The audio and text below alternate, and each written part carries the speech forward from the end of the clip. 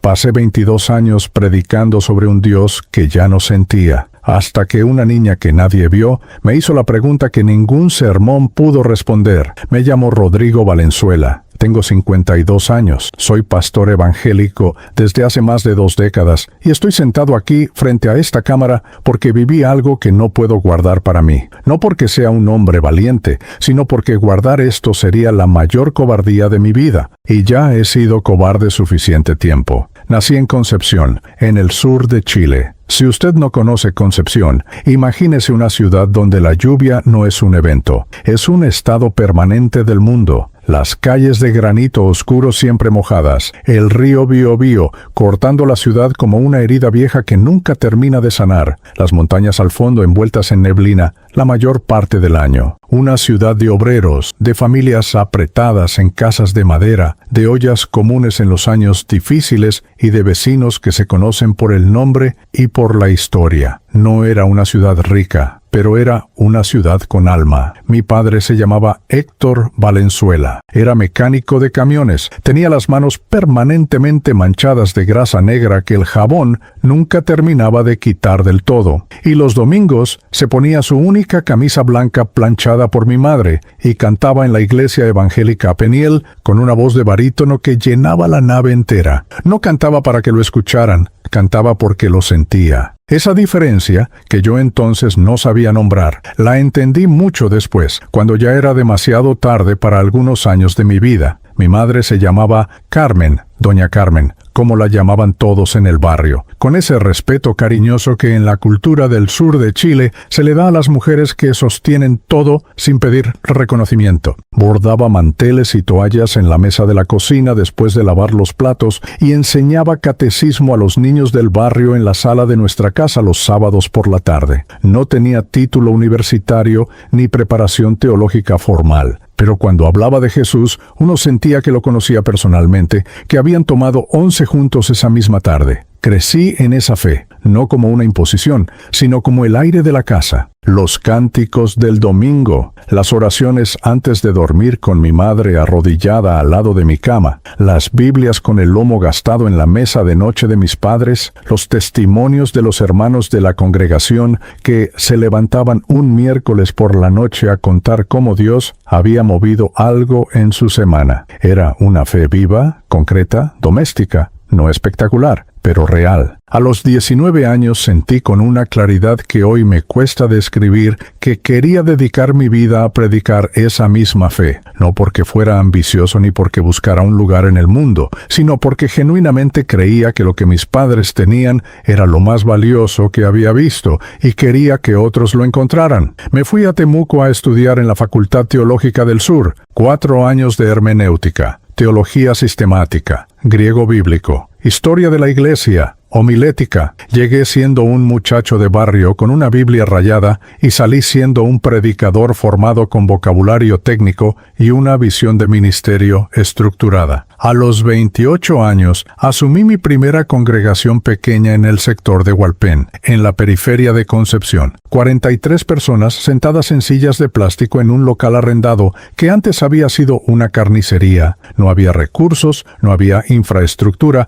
no había nada salvo personas que llegaban el domingo con sus familias y sus problemas y sus esperanzas. Y yo era joven y ardía. Visitaba a los enfermos en sus casas, oraba con los matrimonios en crisis, ayunaba los miércoles, preparaba cada sermón con una dedicación que Patricia, mi esposa, bromeaba que era casi obsesiva, pero no era obsesión, era amor. Patricia, tengo que hablar de Patricia para que usted entienda todo lo demás. La conocí en la congregación de mis padres cuando teníamos 16 años. Ella era hija de un pescador de Talcahuano, delgada, de pelo negro largo, y una risa que sonaba como si no le importara lo que pensaran de ella. Nos casamos a los 24 años, en una ceremonia sencilla en la iglesia de Concepción, con pastel de maicena y cazuela de vacuno que hicieron las hermanas de la congregación. En esos primeros años del ministerio éramos un equipo. Ella organizaba los grupos de mujeres, visitaba a las familias nuevas, decoraba el salón con lo que había. y al final de cada domingo largo nos sentábamos a la mesa a comer lo que tuviéramos y a hablar de lo que había pasado. Esos eran años buenos, reales. Nuestra hija Camila nació cuando yo tenía 26 años. Vino al mundo en noviembre, en una noche de tormenta del sur, y cuando la tuve en brazos por primera vez en el hospital de Concepción, sentí algo que ninguna experiencia espiritual que había conocido hasta entonces igualaba. Un amor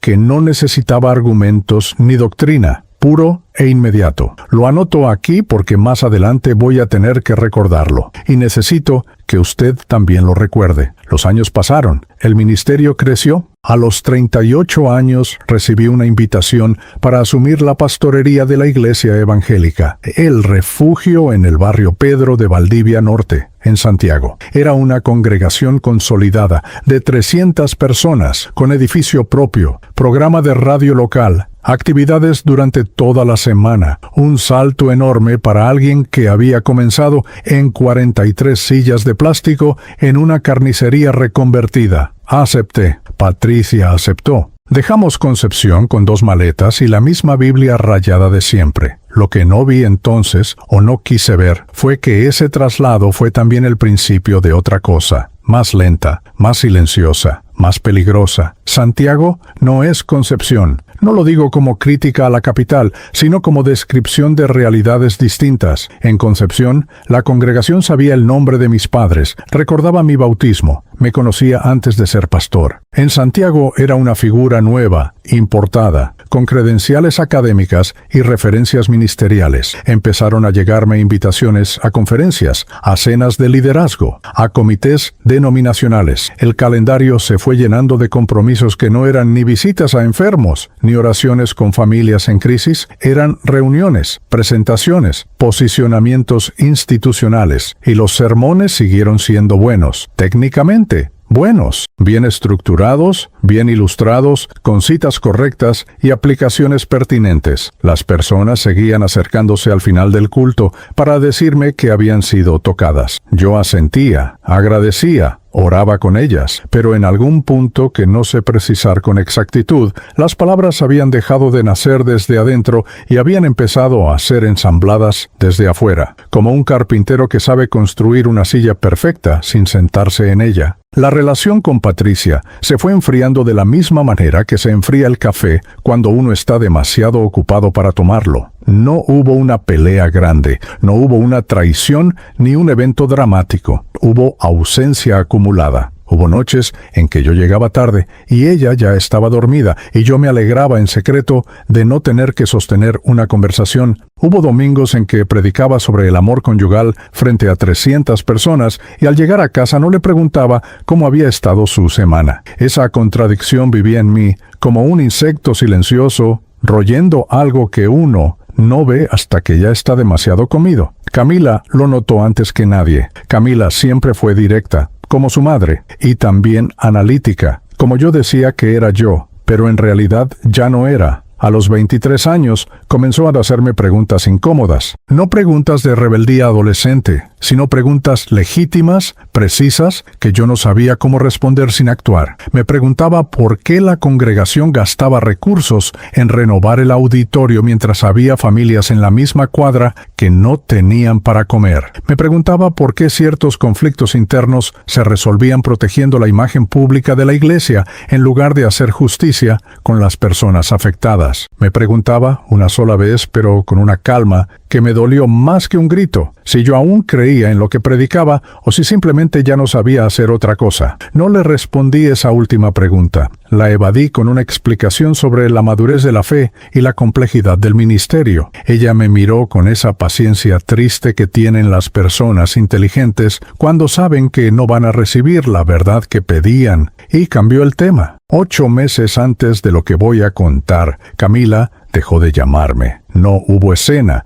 no hubo carta, no hubo ultimátum. Simplemente el teléfono fue quedando en silencio, y yo no lo llamé tampoco, diciéndome que era ella quien debía dar el primer paso, sabiendo en el fondo que era exactamente al revés. Y así llegué a ese periodo de mi vida que ahora, desde este lado de lo que ocurrió, solo puedo describir como el desierto. Seguía pastoreando la iglesia El Refugio. Seguía predicando los domingos. Seguía atendiendo las reuniones de liderazgo. Seguía respondiendo los mensajes de los hermanos. Por fuera, todo funcionaba. Por dentro, había un silencio que no era paz, era ausencia, el tipo de silencio que uno siente cuando entra a una casa que lleva años deshabitada. Todo está en su lugar, los muebles, las cortinas, los cuadros en las paredes, pero falta algo fundamental que ningún objeto puede reemplazar. Don Augusto Pereira, uno de los ancianos de la congregación, un hombre de 68 años que había estado en el refugio desde antes que yo llegara,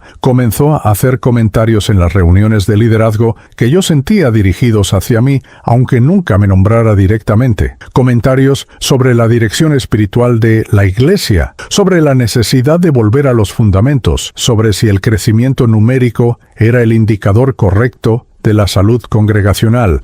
Yo los escuchaba con la cara serena del pastor maduro y por dentro sentía algo que avergüenza nombrar, resentimiento, porque en algún lugar que no quería reconocer sabía que tenía razón. Ese era el hombre que se sentaba en el tercer banco de la iglesia El Refugio una tarde de marzo, solo, mirando la cruz en la pared sin poder decir una sola palabra. Ese era yo. Un pastor que había recorrido todo el mapa del ministerio evangélico latinoamericano, que había predicado en carpas en la periferia de ciudades de Chile, Argentina y Colombia, que había formado líderes, que había llorado con familias en sus momentos más oscuros, que conocía el griego del Nuevo Testamento y podía citar a Spurgeon y a Stott y a Bonhoeffer de memoria, y que en el silencio honesto de ese templo vacío no podía decirle a Dios ni buenas tardes. No sabía entonces que ese templo vacío estaba a punto de ser el lugar donde me encontraría con algo que ningún libro de teología había podido prepararme para recibir,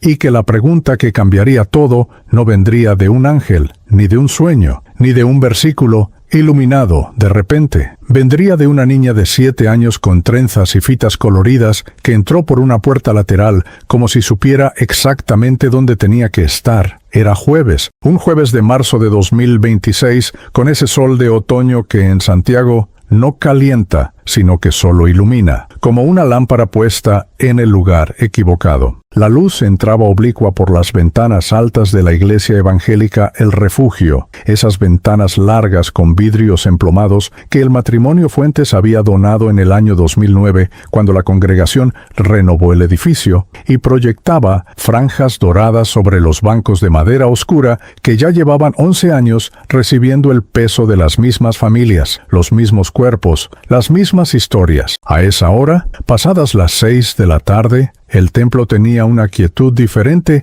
a la del amanecer. Era la quietud de algo que ya terminó, como el silencio que queda en una cocina después de que todos comen y se van. La señorita Pamela, mi secretaria administrativa desde hacía 7 años, se había ido más temprano que de costumbre. Tenía una consulta con el médico en el centro, algo relacionado con un dolor de rodilla que venía cargando desde el invierno anterior y que postergaba con esa resignación práctica que tienen las personas que no pueden darse el lujo de enfermarse. Antes de irse había apagado las luces del pasillo administrativo, dejado los documentos del domingo ordenados sobre el escritorio y cerrado la puerta de la oficina con llave. Me avisó por el corredor con la voz de siempre, esa voz eficiente y un poco sin entonación que usaba para todo, desde anunciar visitas hasta informar tragedias. Yo le dije que sí con la mano, sin levantar los ojos del escritorio. No recuerdo qué estaba mirando, probablemente nada. La señora Francisca, la celadora, había terminado su turno a las 5. Había barrido la nave, limpiado los baños, repuesto el papel higiénico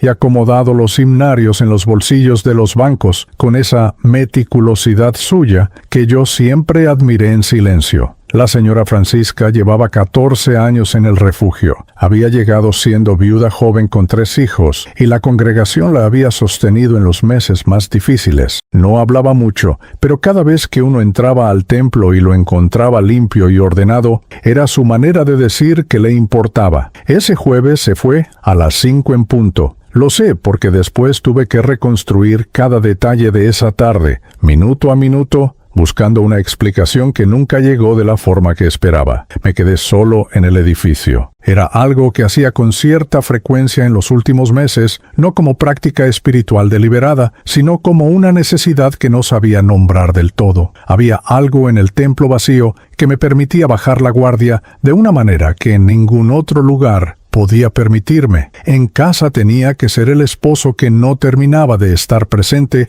pero al menos aparecía físicamente. En las reuniones de liderazgo tenía que ser el pastor con claridad y dirección. En los cultos del domingo tenía que ser la voz que guiaba, el ancla, el punto de referencia. En el templo vacío no tenía que ser nada para nadie. Podía simplemente sentarme y existir sin rendir cuentas. Me senté en el tercer banco del lado izquierdo, contando desde el frente. No sé por qué ese banco específicamente. Nunca me lo pregunté hasta después. Dejé la chaqueta doblada al lado, aflojé el primer botón de la camisa y me quedé mirando la cruz de madera clara que colgaba en la pared del fondo, detrás del púlpito. Era una cruz sencilla, sin figura, sin ornamento. La había elegido yo mismo cuando llegué a el refugio porque me parecía teológicamente correcta, sin los excesos decorativos que yo asociaba con una religiosidad superficial. Esa tarde la miré durante un tiempo que no puedo cuantificar con exactitud y no sentí nada, ni paz ni angustia, ni presencia ni ausencia, solo madera clara contra una pared blanca. Pensé en Camila. Lo hacía con una frecuencia que había aprendido a gestionar, como se gestiona una herida que uno sabe que está ahí, pero evita tocar, porque tocarla duele más que ignorarla. 8 meses sin hablar. 8 meses desde esa última conversación en que ella me había mirado con esa paciencia triste y yo había elegido la explicación en lugar de la verdad. Me pregunté si estaría bien, si habría comido, si el trabajo en la clínica veterinaria donde trabajaba desde hacía 2 años la tenía contenta. Me pregunté si pensaba en mí. Me pregunté, y esto es lo que más me costó sostener, si tenía razón. Patricia esa tarde estaba en casa. Siempre estaba en casa a esa hora, preparando la cena con la radio prendida en una emisora cristiana que yo nunca escuchaba, pero que ella necesitaba como fondo constante. Nuestra casa quedaba a 8 cuadras de la iglesia, una casa de 2 pisos en una calle tranquila, con un jardín delantero pequeño que Patricia mantenía con begonias y lavanda. Desde afuera parecía exactamente lo que debía parecer, el hogar de un pastor evangélico consolidado, ordenado, respetable. Desde adentro era 2 personas que habían aprendido a coexistir en la misma superficie sin rozarse demasiado, como 2 barcos que navegan paralelos, cuidando de no chocar. No había orado en 2 días, lo digo así, directamente, porque es la verdad, y porque en ese momento esa verdad me pesaba de una manera muy concreta. No la oración pública, esa la hacía todos los días con la fluidez entrenada de quien ha pronunciado miles de palabras dirigidas al cielo. Hablo de la oración real, la privada, la que no tiene audiencia ni forma correcta ni vocabulario esperado, la oración en que uno simplemente habla como es. Esa llevaba días sin salir. Las palabras llegaban hasta la garganta y se detenían ahí, como si no supieran si valía la pena el esfuerzo de seguir. Don Augusto Pereira me había llamado esa mañana para pedirme una reunión la semana siguiente. Su voz era siempre la misma, pausada y sin urgencia aparente, pero yo había aprendido a leer los matices de ese hombre después de 11 años y supe que la reunión no era sobre logística administrativa, era sobre mí, sobre lo que él estaba viendo en mí desde hacía meses. Don Augusto era el tipo de anciano que no habla hasta que tiene algo concreto que decir, y cuando habla, lo hace sin adornos y sin crueldad. Lo respetaba profundamente, y esa mañana, al colgar el teléfono, me di cuenta de que el respeto que sentía por él incluía el miedo a que me dijera en voz alta lo que yo ya sabía. Estaba pensando en eso, en la reunión con don Augusto, cuando escuché los pasos. No eran pasos de adulto. Uno aprende a distinguir eso sin darse cuenta. Después de años de templo, después de incontables cultos con familias completas moviéndose por los pasillos. Eran pasos ligeros, rápidos, con ese ritmo irregular que tienen los niños cuando caminan porque aún no han aprendido a modular su propio peso. Venían del corredor lateral, el que conecta el patio trasero con la nave principal, el mismo corredor por donde la señora Francisca entraba con los implementos de limpieza. Ese corredor tenía una puerta de madera con una cerradura antigua que Pamela siempre cerraba con llave al final del día. ¿O eso creía yo? Giré la cabeza hacia el corredor y la vi entrar. Tendría 7 años, quizás 8. Era difícil precisarlo porque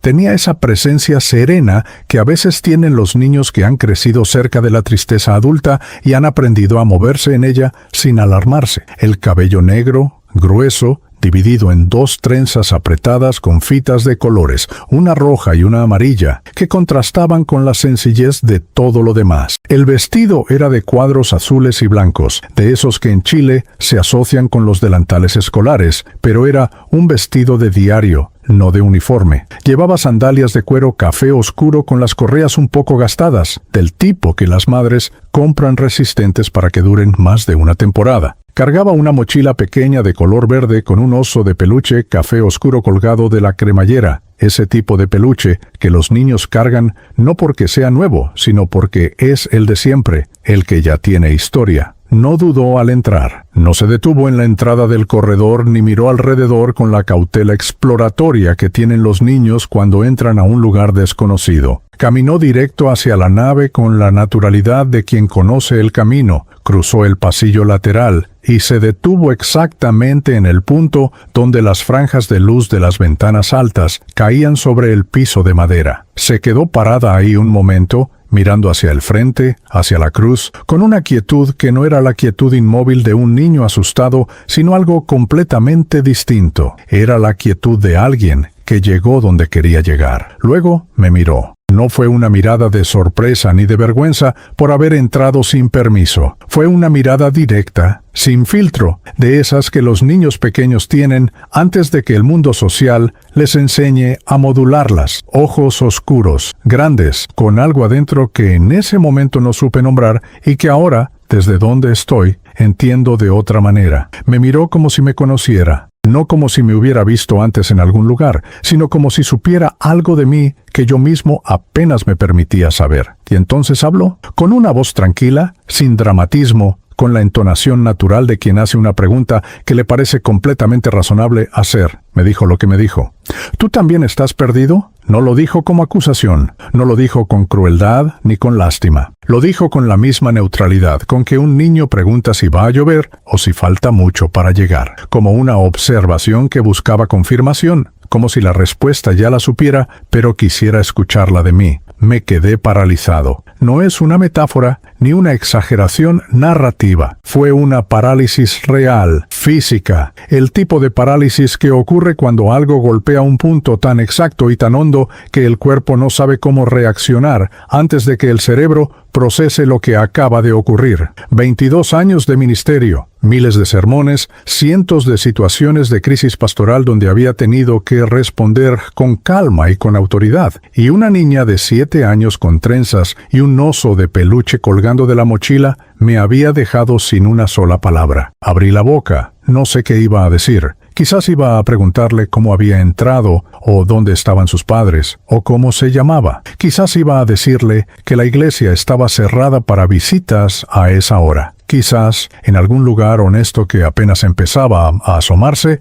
iba a decirle que sí. No llegué a decir nada. Porque fue exactamente en ese momento, con la boca abierta y la pregunta de esa niña todavía vibrando en el aire del templo vacío, cuando sentí la primera señal de lo que vendría, no en el pecho, como siempre había imaginado que sería, sino en todo el cuerpo al mismo tiempo, como si algo que me había sostenido en pie durante años simplemente decidiera soltarse. El banco frente a mí se movió, o quizás fui yo quien se movió, ya no lo sé distinguir bien. El piso de madera oscura se acercó muy rápido, y después, nada. Lo que ocurrió en los 4 minutos siguientes no tiene nombre en ningún idioma que yo conozca, pero voy a intentar contarlo igual. Lo primero que recuerdo no es luz. Eso es lo que la gente siempre espera escuchar cuando alguien cuenta una experiencia como la mía, porque es lo que las películas y los libros y hasta algunos sermones han instalado como imagen predeterminada: el túnel,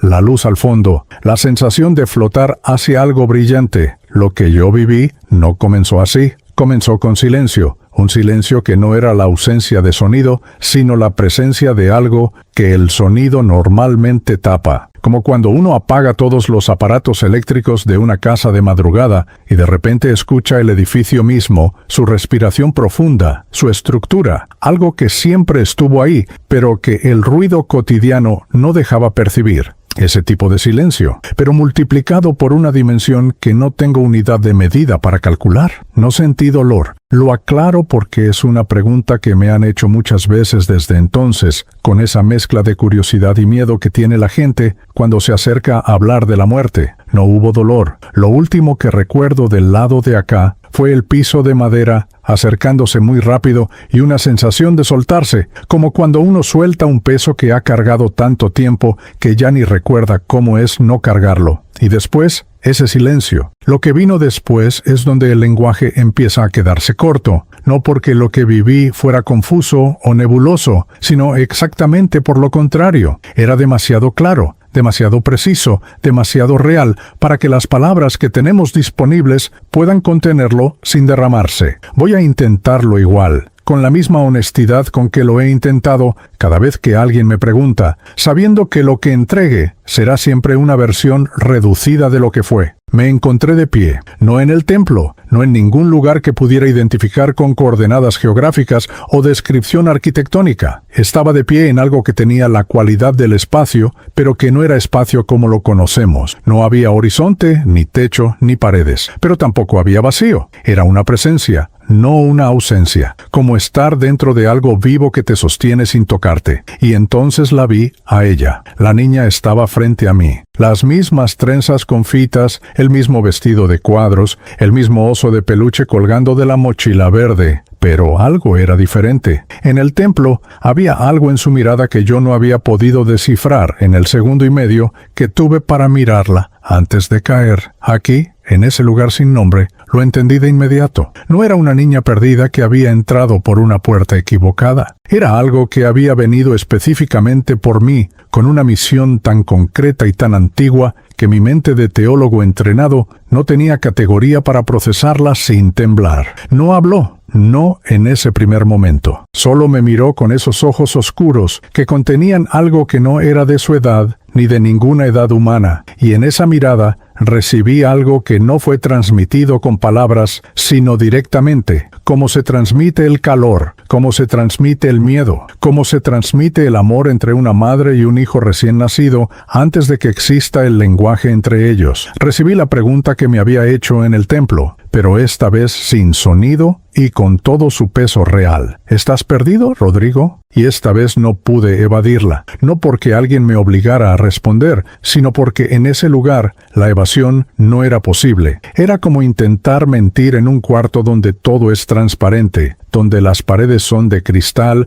y el piso es de cristal, y hasta uno mismo es de cristal, y cualquier pensamiento que uno forma es visible antes de que termine de formarse. No había lugar para la respuesta pastoral, para la explicación teológica, para el vocabulario que durante 22 años había usado como escudo y como herramienta al mismo tiempo. Solo había la verdad desnuda, sin adorno, sin contexto que la suavizara. Sí, estaba perdido. No lo dije en voz alta. No sé si en ese lugar existe el voz alta, pero lo reconocí con una claridad que fue simultáneamente la cosa más dolorosa y la más aliviadora que he experimentado en mi vida. como cuando un médico finalmente pone nombre a algo que uno ha cargado durante años sin saber qué era. El diagnóstico duele, pero el nombre libera. Saber qué es lo que uno tiene es el primer paso para poder sanar. Fue en ese momento cuando cambió todo lo que me rodeaba, no de golpe, no con efectos dramáticos, no con sonido, ni con explosión de luz. Fue gradual, como cuando los ojos se adaptan a la oscuridad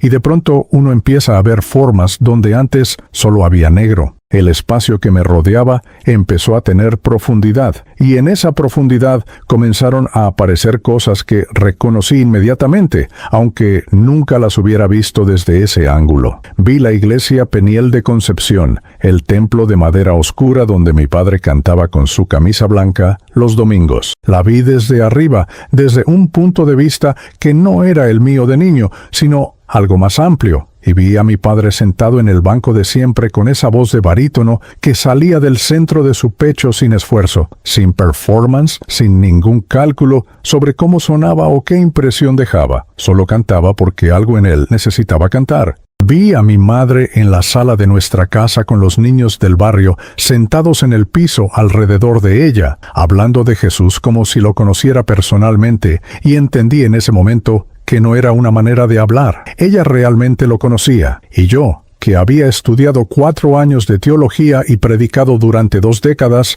en algún punto había dejado de conocerlo. La diferencia entre mi padre cantando y yo predicando no era de talento, ni de preparación, ni de esfuerzo. Era de origen. Lo de él nacía desde adentro hacia afuera. Lo mío, en algún punto que no supe precisar entonces, pero que ahora entiendo mejor, había empezado a ir en la dirección contraria. Luego vi otras cosas. No voy a poder contarlas todas porque algunas pertenecen a un nivel de intimidad que no es para compartir en público. Cosas entre Dios y yo que no tienen lugar en ningún testimonio, ni en ningún canal. Pero sí hay cosas que sé que debo contar porque no me fueron mostradas solo para mí. Vi una reunión de liderazgo en el refugio, una reunión real que había ocurrido 3 años atrás. Una mujer joven, la señora Verónica Tapia, había llegado a contarme en privado que su esposo, diácono de la congregación, la maltrataba emocionalmente desde hacía años, no con golpes, que son más fáciles de nombrar y de documentar,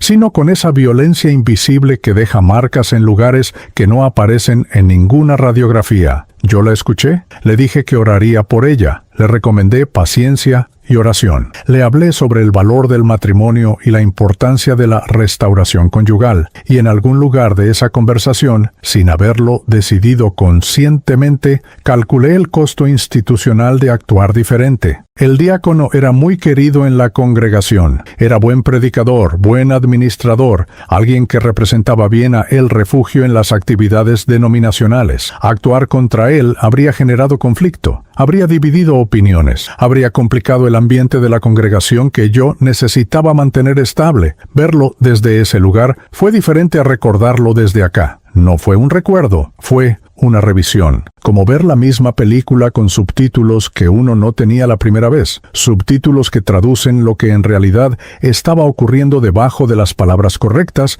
y los gestos pastorales. Vi a esa mujer salir de mi oficina con exactamente lo mismo que había traído. Y vi lo que eso le costó. Y eso sí me dolió. Eso sí lo sentí en ese lugar sin nombre, donde el dolor tiene una calidad diferente, más limpia, sin la anestesia del orgullo ni el calmante de la justificación. Vi a Camila, a los 12 años, sentada en el primer banco del culto del domingo, mirándome predicar con esa atención total que tienen los hijos cuando todavía creen que su padre sabe todas las respuestas. Vi a Camila a los 17, ayudando a Patricia a preparar el refrigerio para el grupo de jóvenes, riéndose de algo con una chica de su edad en la cocina de El Refugio. Vi a Camila a los 23, sentada frente a mí en mi propio escritorio, haciéndome la pregunta que yo no pude responder honestamente, y vi el hilo que conectaba esas 3 imágenes, el hilo que yo había ido soltando de a poco sin entender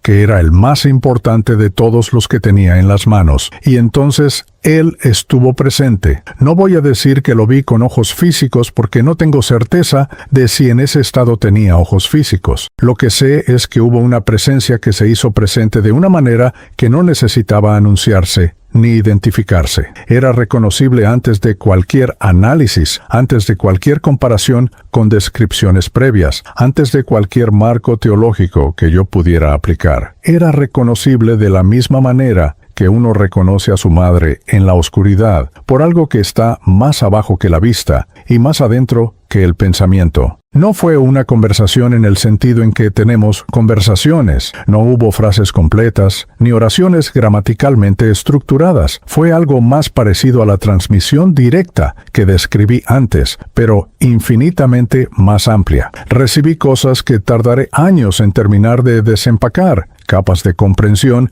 que siguen abriéndose meses después de haber vuelto. Pero hay una que puedo nombrar ahora porque fue la más inmediata y la más urgente. La pregunta no era si yo creía en Dios, yo siempre había creído en Dios, eso nunca estuvo en duda. La pregunta era si lo amaba, si detrás de toda la estructura ministerial, de toda la preparación académica, de toda la competencia pastoral que había desarrollado durante décadas, seguía habiendo algo que se pareciera al amor que sentí a los 19 años cuando decidí dedicarle la vida. Y la respuesta que encontré en ese lugar, honesta y sin salida de emergencia, fue que ese amor no había desaparecido, estaba enterrado, cubierto por capas de hábito, de cansancio, de orgullo institucional y de miedo, pero seguía ahí, como una brasa que uno creía apagada y que al soplarla muestra que todavía tiene fuego. La niña seguía presente durante todo esto, no como figura central, sino como algo que me acompañaba en el borde de todo lo que estaba viviendo, una presencia lateral y constante que yo percibía sin necesitar mirarla directamente, y en algún momento, sin que yo pudiera precisar cuándo ocurrió la transición. La presencia de él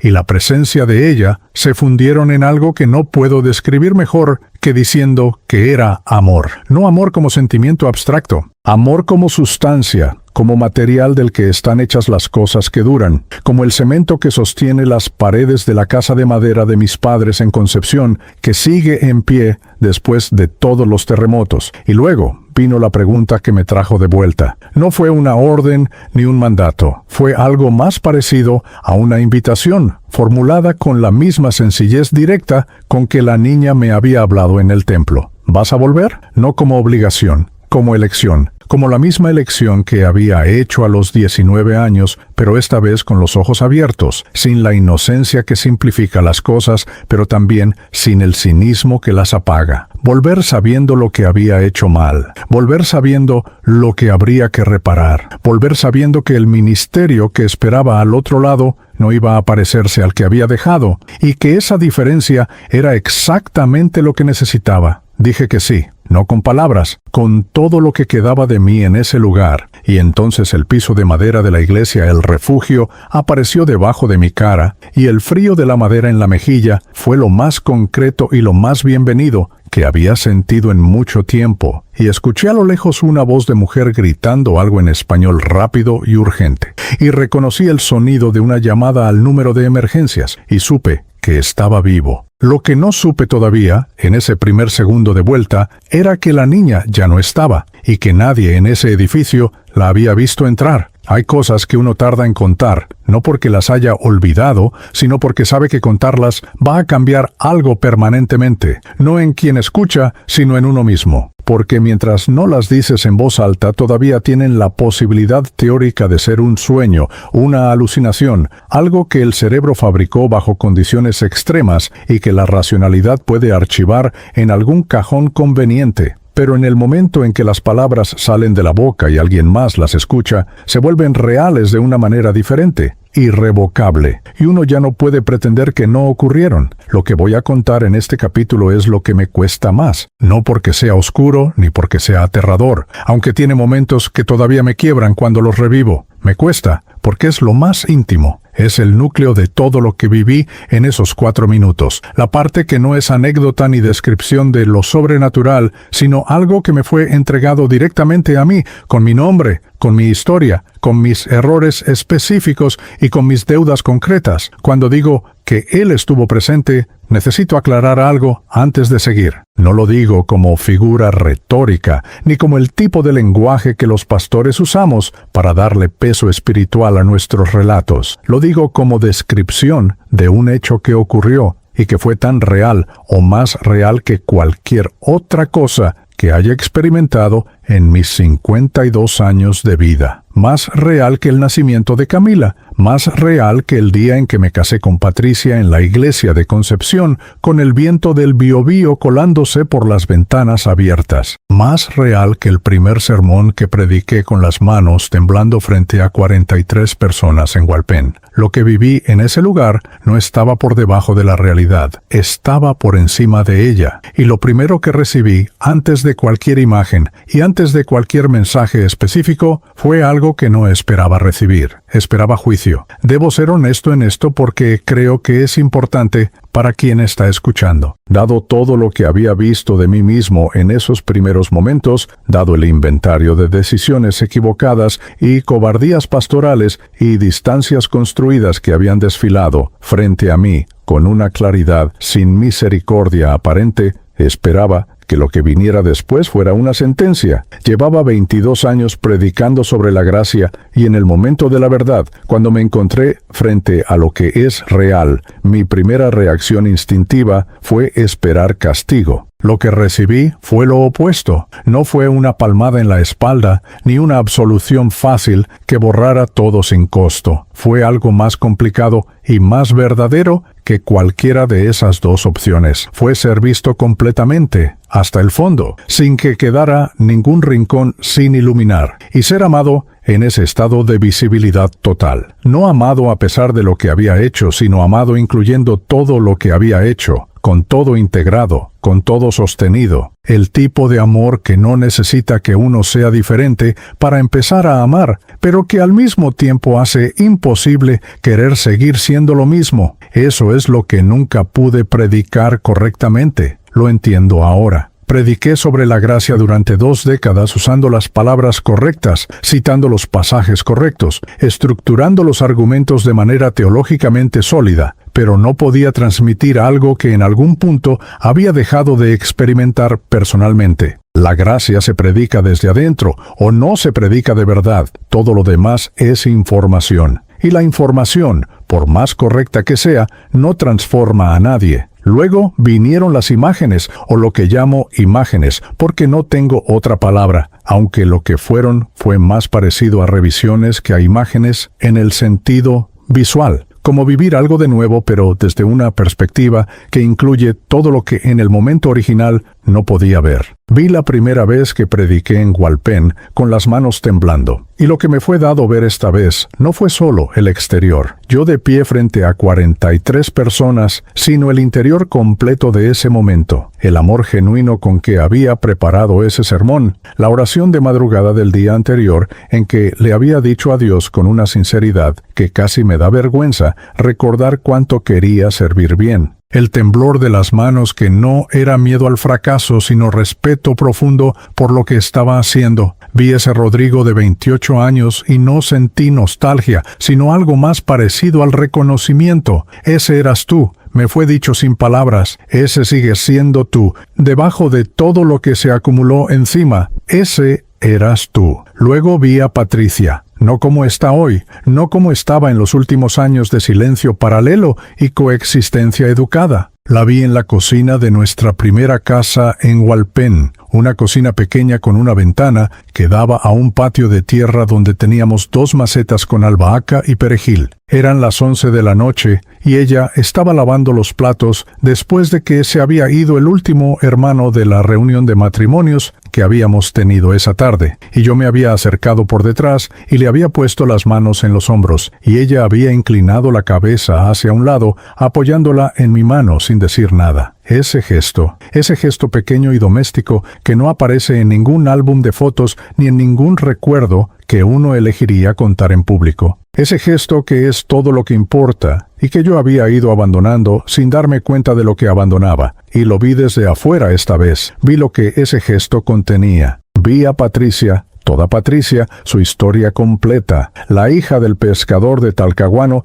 que había apostado su vida entera a un hombre y a una vocación, que había levantado hogares en ciudades distintas sin quejarse, que había sostenido la congregación en las temporadas en que yo estaba demasiado ocupado para sostenerla, que había rezado por mi ministerio con una fidelidad que yo no había honrado suficientemente, y vi los últimos años desde su perspectiva, esa perspectiva que yo nunca me había dado el tiempo de habitar genuinamente, la distancia desde adentro de ella, el cuarto del fondo elegido, no como rebeldía, sino como forma de protegerse de una soledad que duele más cuando está rodeada de presencia que cuando está sola del todo. Eso me rompió de una manera que no tiene equivalente en ninguna emoción que haya sentido antes. No fue culpa solamente. La culpa es algo que uno puede manejar, analizar, procesar. Fue algo más directo que eso. Fue ver con claridad lo que había hecho y lo que había costado, sin la distancia que normalmente nos protege de esa visión completa.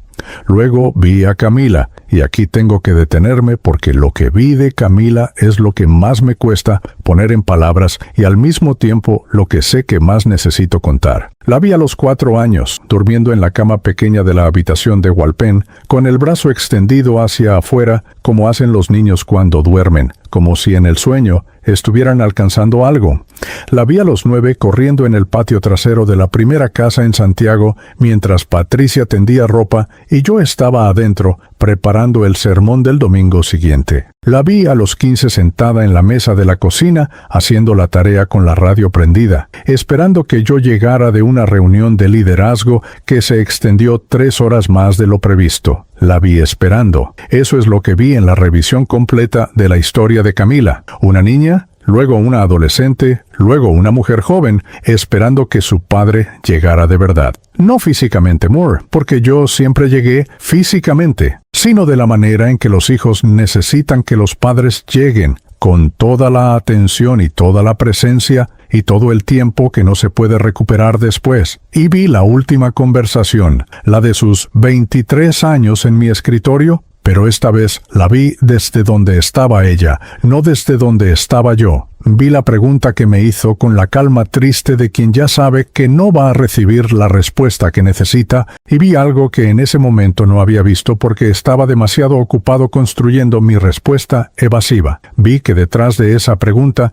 no había juicio ni acusación, ni deseo de ganar un argumento. Había amor, un amor de hija que todavía quería creer en su padre y que estaba haciendo el último intento honesto antes de aceptar que quizás ese padre ya no estaba disponible de la manera que importaba. 8 meses de silencio telefónico vistos desde ahí no se parecían a una ruptura, se parecían a una herida esperando que alguien se acordara de curarla. Lo que recibí después fue lo que llamo la instrucción, aunque esa palabra tampoco lo contiene bien. No fue una lista de tareas ni un plan de acción pastoral, fue algo más parecido a una reorientación fundamental, como cuando uno ha caminado durante años en una dirección levemente equivocada y de pronto ve desde arriba el mapa completo y entiende que el destino al que quería llegar está en realidad hacia el otro lado. El ministerio no era el problema. La vocación seguía siendo real, seguía siendo mía, seguía siendo algo que había sido puesto en mí con una intención que no dependía de si yo la honraba bien o mal. El problema era el orden. Había invertido el orden sin darme cuenta, y luego había pasado años defendiendo esa inversión como si fuera madurez espiritual. Había puesto la institución antes que las personas. Había puesto la imagen antes que la verdad. Había puesto el ministerio público antes que el hogar. Y había racionalizado cada una de esas inversiones con argumentos teológicos que sonaban sólidos y que en realidad eran exactamente lo que Camila había intentado nombrar en ese escritorio. Palabras correctas usadas para evitar la verdad incómoda. Recibí también algo sobre la niña, sobre quién era y por qué había aparecido de la manera en que apareció. No voy a entrar en detalles porque hay cosas que pertenecen al ámbito de lo sagrado y que perderían algo esencial al ser expuestas completamente al lenguaje público. Lo que sí puedo decir es que su presencia no fue accidental ni arbitraria, fue específica, fue diseñada para mí, para ese momento, para ese nivel de pérdida en que yo me encontraba. Hay una misericordia en eso que todavía me resulta difícil de sostener sin emocionarme. que en el punto más bajo de un desierto espiritual que yo mismo había construido ladrillo por ladrillo durante años, la intervención que llegó no fue un rayo, ni una voz desde el cielo, ni un versículo iluminado repentinamente. Fue una niña con trenzas y fitas de colores y un oso de peluche colgando de la mochila, haciendo la pregunta más simple y más devastadoramente exacta que alguien me había hecho en toda mi vida. Eso es misericordia. No la misericordia abstracta que yo había predicado durante 22 años. La misericordia concreta, personal, que conoce exactamente qué forma necesita tomar para llegar a cada persona específica en el momento específico en que esa persona puede recibirla. Lo último que recibí antes de volver fue algo para este canal, para quien está escuchando este testimonio ahora mismo. No me fue dado como mensaje general para la humanidad, ni como revelación profética de alcance universal. Me fue dado como algo que yo debía contar porque hay personas escuchando esto en este momento que están exactamente donde yo estaba en ese banco de madera un jueves de marzo. Personas que conocen todas las palabras correctas, que han estado en la iglesia toda su vida, o que acaban de entrar, que predican, o que escuchan predicar, que dirigen, o que son dirigidos, y que en el silencio honesto de sus noches, cuando no hay nadie mirando y no hay rol que sostener, sienten ese mismo silencio que yo sentía, esa misma distancia entre lo que dicen creer y lo que realmente sienten. Para esas personas, lo que recibí fue esto. No es un juicio, no es una condena, es una pregunta. La misma pregunta que una niña con trenzas le hizo a un pastor solitario en una iglesia vacía una tarde de otoño en Santiago. Y la pregunta es si estás dispuesto a responderla honestamente, porque en la honestidad de esa respuesta, por dolorosa que sea, empieza lo único que puede devolverte lo que perdiste. El primer amor no desaparece, se entierra, y todo lo que se entierra puede ser desenterrado. Eso fue lo último que recibí antes de que el frío del piso de madera me devolviera a este lado. Y con ese frío en la mejilla, con el sonido urgente de la voz de la señora Francisca al teléfono de emergencias, con el olor del templo que había limpiado esa tarde con su meticulosidad de 14 años, volví. Con todo lo que traía, y con todo lo que ya sabía que tendría que hacer. Dicen que cuando uno vuelve de algo así, el mundo debería verse diferente, transformado, iluminado, reorganizado visualmente de alguna manera que refleje lo que ocurrió adentro. No fue así. Lo primero que vi cuando abrí los ojos fue el techo de la iglesia El Refugio, esas vigas de madera oscura que yo había mirado cientos de veces sin realmente verlas, y estaban exactamente igual que siempre. Lo segundo que vi fue el rostro de la señora Francisca inclinada sobre mí, con los ojos muy abiertos y el teléfono todavía en la mano, diciéndome algo que no alcanzaba a procesar porque el sonido llegaba como desde muy lejos, como cuando uno sale del agua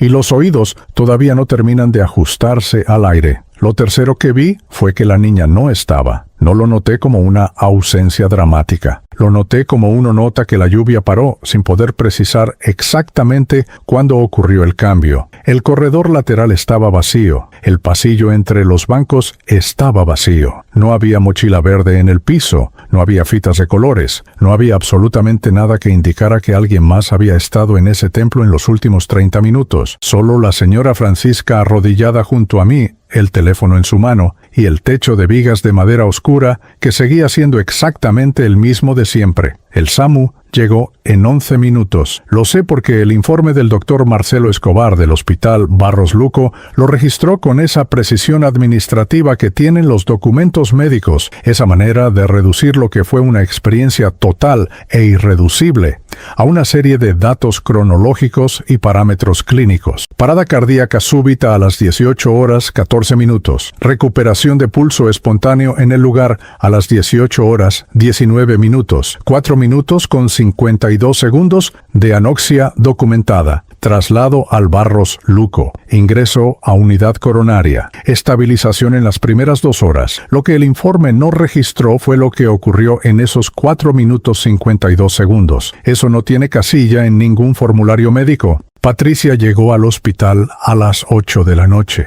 No sé quién la llamó. Creo que fue la señorita Pamela, que se enteró por la señora Francisca. Los detalles de esa cadena de llamadas nunca los terminé de reconstruir completamente. Lo que sé es que cuando abrí los ojos en la unidad coronaria y la vi sentada en la silla al lado de mi cama, algo en ella era diferente. No físicamente, llevaba la misma ropa del día, tenía el pelo recogido con apuro, se notaba que había salido de casa rápido. Era algo en la postura, en la manera en que tenía las manos juntas sobre la rodilla, en la expresión de la cara, que no era la expresión de la coexistencia cuidadosa de los últimos años. Era algo más antiguo que eso. Era la Patricia de Talcahuano, la hija del pescador con la risa que no le importaba lo que pensaran, la mujer que se había arrodillado en el corredor frío del Barros Luco durante horas rezando con las palabras simples que su suegra, doña Carmen, le había enseñado cuando éramos recién casados. No hablamos mucho esa primera noche,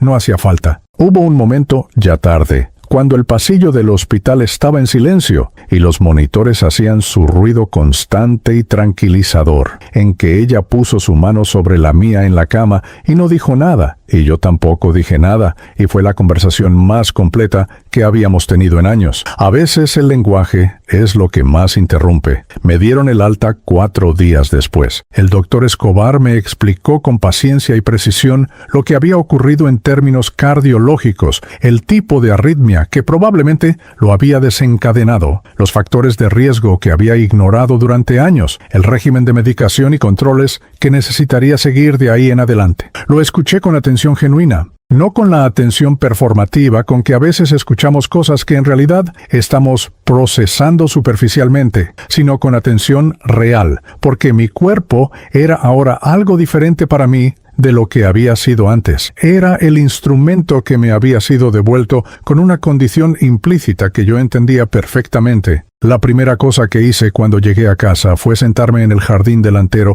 con las begonias y la lavanda de Patricia y quedarme ahí sin hacer nada durante casi 1 hora. Solo estar, respirar el aire de la calle, escuchar los autos pasando, sentir el sol de otoño en la cara que no calienta, pero ilumina, cosas que uno da tan absolutamente por sentadas que dejan de registrarse. Volví a registrarlas esa tarde con una gratitud que no tenía forma de expresar verbalmente y que por lo tanto no intenté expresar, solo la sentí. La segunda cosa fue llamar a Camila. Había pensado en esa llamada durante los 4 días en el hospital. La había ensayado mentalmente de varias maneras, buscando las palabras correctas, el tono adecuado, la manera de abrir la conversación que no sonara a manipulación emocional ni a aprovechamiento de la situación. Y después de 4 días de ensayo mental, llegué a la conclusión de que no había palabras correctas para esto, que cualquier construcción cuidadosa iba a sonar exactamente como lo que era, una construcción cuidadosa, y que Camila, con su inteligencia directa, lo iba a identificar en los primeros segundos. Entonces, llamé sin preparación. Eran las 10 de la mañana de un lunes. Ella estaría en la clínica veterinaria a esa hora, probablemente entre consultas. El teléfono timbró 3 veces y pensé que no iba a contestar, y estaba ya procesando esa posibilidad cuando escuché su voz. «Hola, papá». Así nomás, sin sorpresa exagerada ni frialdad calculada. «Hola, papá». Como si los 8 meses no hubieran pasado o como si hubieran pasado y ella hubiera decidido en esa fracción de segundo que no era lo primero que quería poner sobre la mesa. Le dije que había tenido una parada cardíaca. Hubo un silencio. Le dije que estaba bien, que ya estaba en casa, que no quería que se enterara por otra persona. Otro silencio, más corto, y luego le dije lo que no había ensayado, lo que salió sin arquitectura previa, lo que era simplemente verdad en su forma más sin adorno. Le dije que tenía razón, que la pregunta que me había hecho en mi escritorio 3 años atrás era la pregunta correcta y que yo la había evadido por cobardía y que lo sentía. No como pastor hablando con una feligresa difícil, como padre hablando con su hija, a quien le había fallado de maneras concretas y que merecía escucharlo decir eso con claridad. La conversación duró 42 minutos. Los dos lloramos. No al mismo tiempo ni por las mismas cosas exactamente, pero los dos lloramos. Camila habló de cosas que había guardado durante años con esa contención que había aprendido de mí.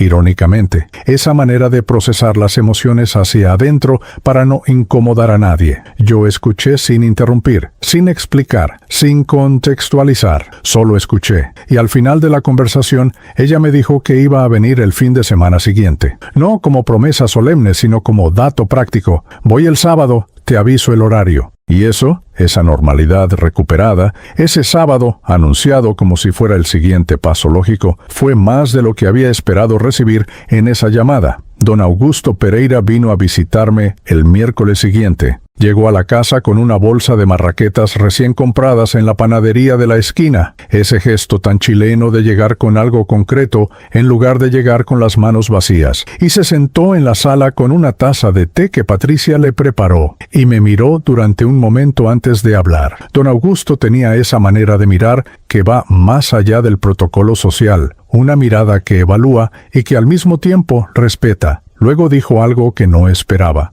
Dijo que había estado orando por mí desde hacía más de un año, no por mi salud ni por mi ministerio, sino por mí, por Rodrigo Valenzuela el hombre, que en algún punto se había ido perdiendo detrás de Rodrigo Valenzuela el pastor. Dijo que lo había visto ocurrir y que no había sabido cómo nombrarlo sin herir, y que había elegido la oración mientras esperaba el momento correcto. Y luego se quedó callado, y yo me quedé callado, y los dos tomamos té con marraqueta en la sala mientras afuera el otoño terminaba de instalarse en el jardín de begonias y lavanda. Esa tarde, después de que don Augusto se fue, le pedí a Patricia que se sentara conmigo en el jardín. Le conté todo, no el resumen pastoral ni la versión ordenada que uno construye para hacer más digerible algo que en su estado natural es demasiado vasto para caber en una conversación. Le conté todo, con los detalles que podía dar y con las honestidades que me costaban más. Le hablé de la niña, le hablé de lo que había visto durante esos 4 minutos, le hablé de lo que había visto de ella, de la cocina de Hualpén con las macetas de albahaca y el gesto de inclinar la cabeza sobre mi mano, de los años vistos desde afuera, con la perspectiva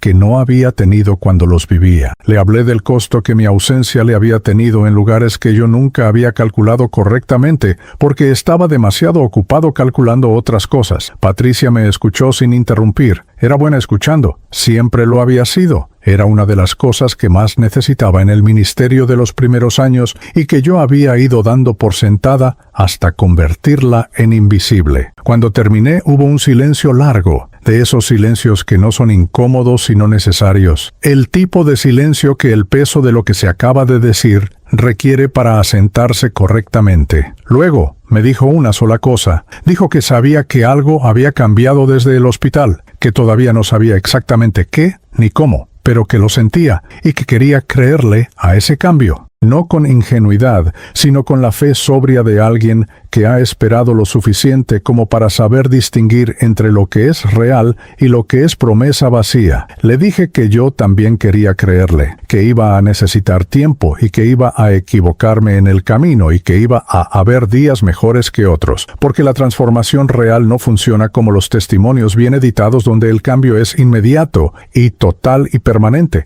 desde el primer día. Pero que lo que había traído de vuelta de esos 4 minutos era suficientemente real como para construir sobre ello, que ese era el fundamento que tenía disponible y que lo iba a usar. El domingo siguiente volví a la iglesia El Refugio, no a predicar. Todavía estaba en reposo médico y don Augusto había coordinado a un hermano de la red denominacional para cubrir el púlpito. Fui como congregante. Me senté en el cuarto banco del lado derecho, que es donde se sienta la gente que llegó hace rato, pero que no quiere estar en el frente, y canté los cánticos con el resto y escuché el sermón del hermano que predicó esa mañana sobre el hijo pródigo, esa coincidencia que no fue coincidencia, y algo en mí que había estado tensionado durante años se soltó de la misma manera en que se sueltan los músculos cuando finalmente uno se permite descansar de verdad. Después del culto, la señorita Pamela me esperaba en el pasillo con su expresión eficiente de siempre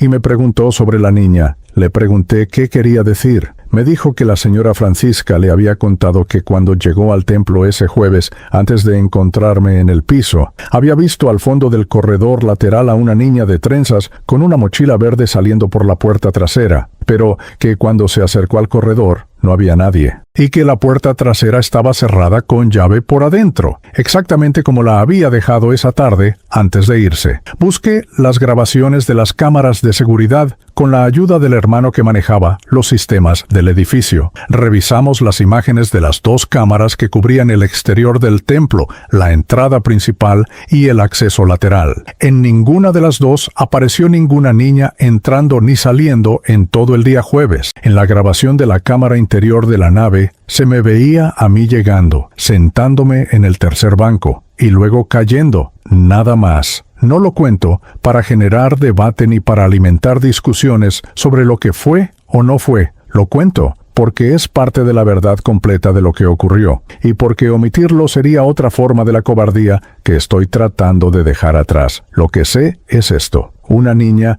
me hizo una pregunta en una iglesia vacía un jueves de marzo. Esa pregunta llegó a un lugar dentro de mí al que ningún sermón, ningún libro, ninguna crisis externa había podido llegar en años. Y algo en esa pregunta fue la puerta por donde entró todo lo demás. Si usted está escuchando esto en el canal, acepté a Cristo y siente que hay algo en esta historia que le habla directamente. No es casualidad. No estoy siendo poético ni usando el lenguaje genérico del testimonio cristiano que promete que cada historia es para cada oyente. Lo digo porque lo creo literalmente, porque lo que viví me enseñó que la misericordia es así de específica y así de personal, que no llega en transmisiones masivas, sino en preguntas que parecen simples y que van directamente al centro de lo que uno está cargando. La pregunta sigue siendo la misma. Es para usted ahora exactamente como fue para mí en ese banco de madera. Y usted, igual que yo, ya sabe la respuesta. La pregunta es si está dispuesto a decirla en voz alta. Yo la dije, y estoy aquí para contarlo.